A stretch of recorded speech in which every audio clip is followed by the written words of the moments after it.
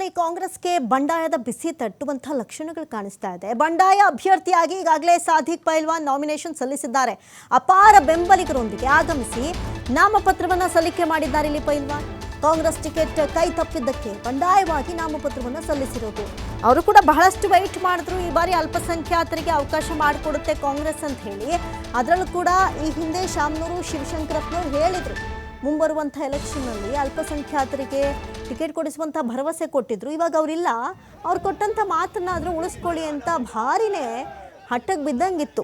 ಇದೆಲ್ಲದರ ನಡುವಣ ಕಾಂಗ್ರೆಸ್ ಇಲ್ಲ ಯಾರು ಈ ಒಂದು ಅಧಿಕಾರಾವಧಿಯಲ್ಲಿ ತೀರ್ಕೊಂಡಿರ್ತಾರೋ ಅವ್ರ ಕುಟುಂಬಕ್ಕೇ ಟಿಕೆಟ್ ಕೊಡಬೇಕು. ಒಂದು ಕಡೆ ಇದು ಕಾಂಗ್ರೆಸ್ ಪಕ್ಷದ ನೀತಿ ನಿಯಮ ಅನ್ನುವಂಥ ದೃಷ್ಟಿಕೋನದಲ್ಲಿ, ಜೊತೆಗೆ ಈ ಗೆಲುವನ್ನು ಸಾಧಿಸಲೇಬೇಕು ಎನ್ನುವಂಥ ತಂತ್ರಗಾರಿಕೆಯಲ್ಲಿ ಹೈಕಮಾಂಡ್ನ ಸಲಹೆ ಸೂಚನೆಗಳನ್ವಯ ಈ ರೀತಿಯಾಗಿ ಟಿಕೆಟನ್ನು ಘೋಷಣೆ ಮಾಡೇ ಬಿಡ್ತು.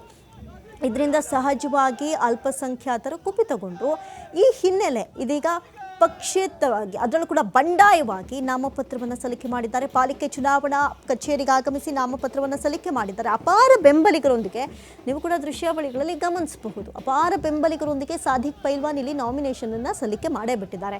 ಈ ಬಂಡಾಯವನ್ನು ಶಮನಗೊಳಿಸುವಂಥ ನಿಟ್ಟಿನಲ್ಲೂ ಕೂಡ ಕಾಂಗ್ರೆಸ್ ನಾಯಕರು ಭಾರಿನೇ ಯೋಚನೆ ಮಾಡ್ತಾ ಇದ್ರು. ಆದರೂ ಕೂಡ ಒಂದು ಕಡೆ ಎಲ್ಲಿವರೆಗೂ ವೆಯ್ಟ್ ಮಾಡೋಣ, ಈಗಾಗಲೇ 30 ವರ್ಷದಿಂದ ನಾವು ಸಪೋರ್ಟ್ ಮಾಡ್ಕೊಂಡ್ಬಂದಿದ್ವಿ, ನಮ್ಗೆ ಅವಕಾಶ ಸಿಗೋದಾದರೂ ಯಾವಾಗ ಅಂತ. ಇನ್ನೊಂದು ಕಡೆ ಪ್ರಶ್ನೆ ಬಂದಾಗ ಹೇಳ್ತಾರೆ, ಇಲ್ಲ ಈ ಬಾರಿ ಬಿಟ್ಬಿಡಿ, ಮುಂದಿನ ಸರಿ ನೋಡೋಣ ಅಂಥೇಳಿ. ನೋಡೋಣ ಅಂತ ವೆಯ್ಟ್ ಮಾಡಿಸಿ ನಮ್ಗೆ ಯಾವಾಗಲೂ ಅನ್ಯಾಯನೇ ಮಾಡ್ತೀರಾ ಅನ್ನೋದು ಅವ್ರ ಆಗ್ರಹ. ಹಾಗಾಗಿ ಬಂಡಾಯ ಎದ್ದೇಳಲೇಬೇಕು ಅನ್ನುವಂಥ ಒಂದು ಅನಿವಾರ್ಯವೋ ಪರಿಸ್ಥಿತಿಯೋ ಈಗ ಒಟ್ಟಾರೆ ನಾಮಪತ್ರವನ್ನು ಸಲ್ಲಿಕೆ ಮಾಡಿದ್ದಾರೆ ಅಪಾರ ಬೆಂಬಲಿಗರೊಂದಿಗೆ. ಒಂದು ಕಡೆ ಇದು ಬಿಜೆಪಿ ಪ್ಲಸ್ ಆಗುತ್ತಾ, ಕಾಂಗ್ರೆಸ್ಗೆ ಮೈನಸ್ ಆಗುತ್ತಾ, ಅಥವಾ ಕಾಂಗ್ರೆಸ್ ಬಂಡಾಯ ಶಮನ ಮಾಡುವಲ್ಲಿ ಯಶಸ್ವಿ ಆಗುತ್ತಾ, ಇನ್ನಷ್ಟು ವೆಯ್ಟ್ ಮಾಡಿ ನೋಡಬೇಕು.